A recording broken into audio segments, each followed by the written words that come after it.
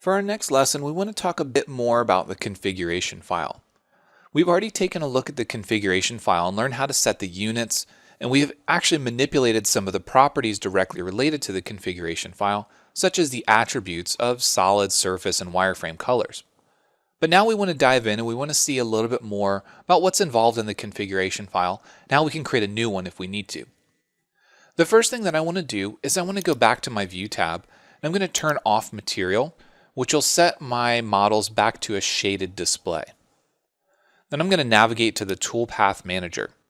The main reason that I'm doing this and going back to Home is this is really just the way that everything looks when you start up. And I like to make sure that I'm on the Home tab, my Toolpath Manager is displayed, and that my models don't have any reflective properties to them. I just like to have everything nice and clean when I get ready to start programming. From here, we want to navigate to File and Configuration.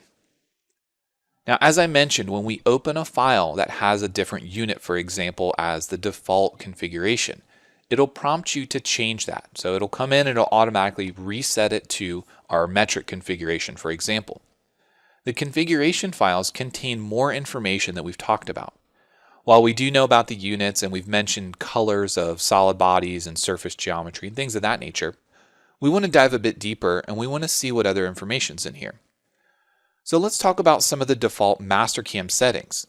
Obviously, we've talked about units, but let's talk about things like colors of the bodies, how we can set them in here, and things like spin control. So first, let's navigate to colors. So inside here, we simply need to navigate down to what specific geometry we want to talk about, for example, solid, and note that solid is set to color 56. And we can see that directly in the attributes section of our Home tab, and also when we right click. If we wanted to reset this default value inside of our metric configuration, we would set it here. Also note that there is a plus icon next to colors. If we expand it, you can see that there are specific colors for things like advanced toolpath display. So as we're previewing toolpaths on the screen, cutting motion will be displayed in this 159 color blue, retract will be yellow, a feed retract motion, which will be a slower retract rather than a rapid motion. We have entry motion and exit motion, and these are all things that'll change the color of what we see on the screen. So this is important information, and how you like to see this information is going to change the way that your specific models and toolpaths will look. Also note that we have things like micro lift motion, which is set to brown, transition motions, which are set to purple. Again, all very important things. As we go down the list, we also have something called converters. Now again, this is another important step in the process. Converters inside of these configuration files will handle how things like solids get imported. For example, in the solid import section, we can attempt to heal solids during import, we can use surface stitching to import solids, and there's also an option here to import SOLIDWORKS solids history.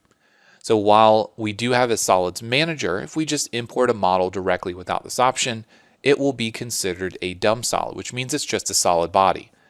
Using the import SOLIDWORKS solids history, this can sometimes bring in some of the parametric history for things like fillets and other information that we could potentially manipulate. There are also options in here that we have a unit conversion. So we can override the default units. If we are using, for example, STL export from Mastercam, we can also use the current units of the file or require that it always use either a standard or a metric export.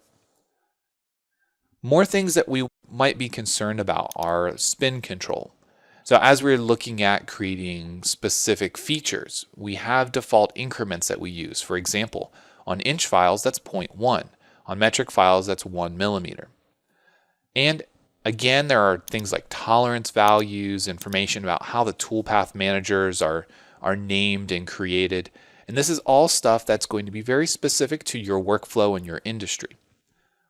Once you set up your own configuration file, if you decide to, you want to do a save as. We can manipulate all these properties in here. And if we click OK and we don't save it, it'll only be applied to our current session of Mastercam. If we decide to save it, we want to make sure that we do a save as and we create a new configuration file. For us, we're not going to be making any adjustments. It's just important that you understand what's inside of the configuration file, things that you can change, and how you create your new config file if needed. Once you're done looking around at the configuration options in there, make sure that you save any changes you may have made so we can move on to the next steps.